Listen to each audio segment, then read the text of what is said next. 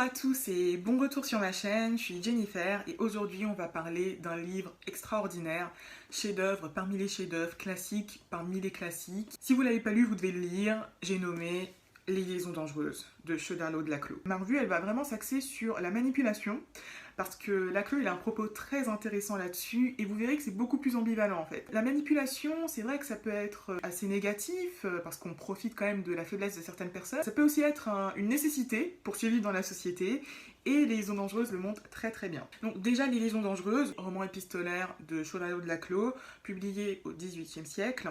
Le XVIIIe siècle, voilà, c'est le siècle du libertinage, donc à la fois le libertinage de mœurs et de pensée, donc c'est-à-dire une émancipation par rapport au code religieux à la fois au niveau des pensées, donc prise de distance, parfois opposition aux dogmes religieux, mais aussi dans les pratiques, notamment amoureuses, sexuelles, voilà, dans le mode de vie beaucoup plus libre. Et Les liaisons dangereuses, ça met en scène deux libertins, donc les deux personnages principaux, la marquise de Merteuil et le vicomte de Valmont, qui en gros vont faire un pari. Là c'est le début, hein, je vous spoil pas. Ils vont un peu faire un pari.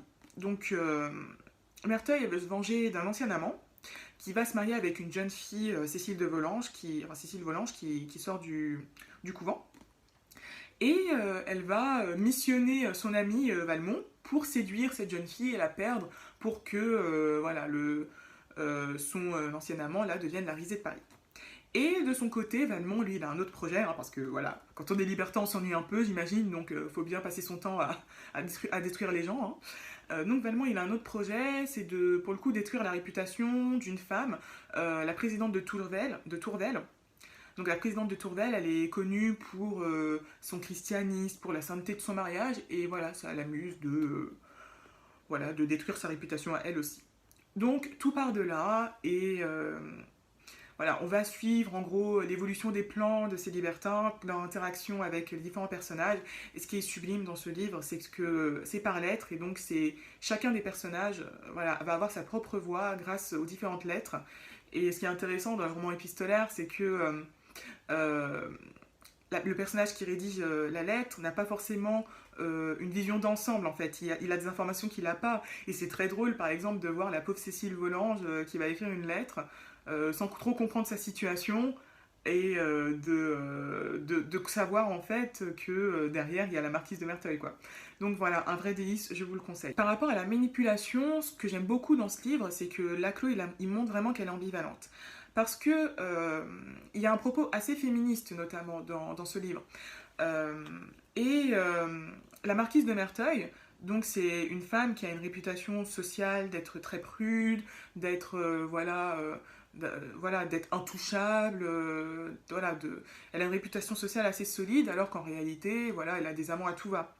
Et elle, la marquise de Merteuil, elle a vraiment compris très tôt, elle le dit elle-même, elle a compris très tôt qu'elle allait être sa place dans la société, en gros se taire et respecter en gros les ordres de tout le monde, trouver un mari et lui obéir et subir toute sa vie. Et donc elle est veuve maintenant, donc elle a un peu plus de liberté de ce côté-là. Mais très tôt, elle a compris qu'il fallait observer la société, observer ce qu'on attendait d'elle, pour ensuite savoir comment elle pouvait faire ce qu'elle veut, quoi.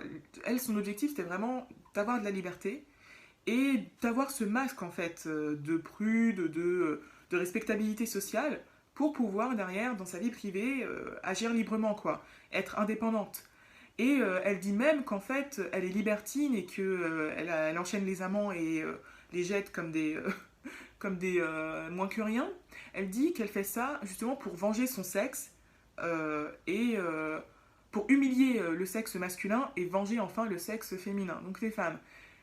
Et derrière ça, derrière tout ce propos-là, Laclos, il a vraiment ce propos féministe. Il a écrit aussi un texte sur l'éducation des jeunes filles.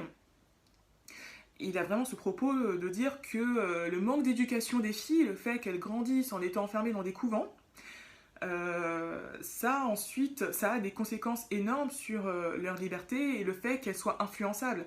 Et que Cécile Volanges, la pauvre, elle a grandi dans un couvent, elle découvre le monde et elle tombe sur des manipulateurs comme Merteuil et Valmont, ben, elle ne peut que tomber dans leur filet. Et c'est en ça que la manipulation dans ce roman, elle est extrêmement complexe parce que c'est un moyen de pouvoir gagner sa liberté pour Merteuil, mais c'est aussi voilà, c'est aussi malheureusement un moyen de dominer des personnes beaucoup plus influençables par manque d'armes en fait intellectuelles, par manque d'éducation. Et ça, c'est vraiment montré avec brio dans ce magnifique bijou qu'est Les Liaisons dangereuses. Et au-delà de ça, je pense vraiment que ce livre, enfin, il y a vraiment beaucoup de leçons de vie qu'on peut tirer de ce roman, et notamment sur la manipulation de nos jours. Et moi, je vais vous partager une expérience que j'ai eue récemment qui m'a beaucoup fait réfléchir sur le sujet, franchement. J'ai travaillé sur des projets et voilà, il y avait notamment un pervers narcissique. Bon, il n'a pas été diagnostiqué, etc. Mais voilà, il y avait un pervers là-bas. Et ce qui était bizarre, en fait, c'est que il était vraiment respectable, en fait, du premier abord, quoi. C'est-à-dire qu'on pouvait rien lui reprocher, il bossait bien, euh, voilà, il bossait bien, il était poli.